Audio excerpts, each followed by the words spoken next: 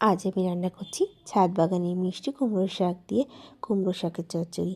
তার জন্য প্রথমেই সাদা সর্ষে, গোটা জিরে, আদা, কাঁচা লঙ্কা দিয়ে একটা পেস্ট বানিয়ে নিতে হবে। তারপর কড়াইতে তেল দিয়ে টুকরো করে কেটে রাখা বেগুনগুলো লাল লাল করে ভেজে তুলে নিতে হবে।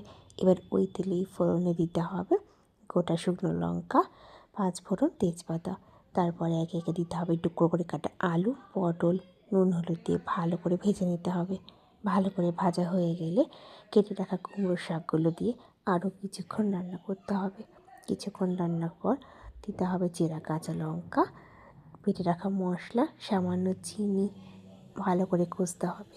ভালো করে কষা হয়ে এলে দিতে হবে ভেজে রাখা বেগুনগুলো। তারপর আরও কিছুক্ষণ রান্না করার পর শুকনো শুকনো হয়ে এলে নামিয়ে নিতে হবে।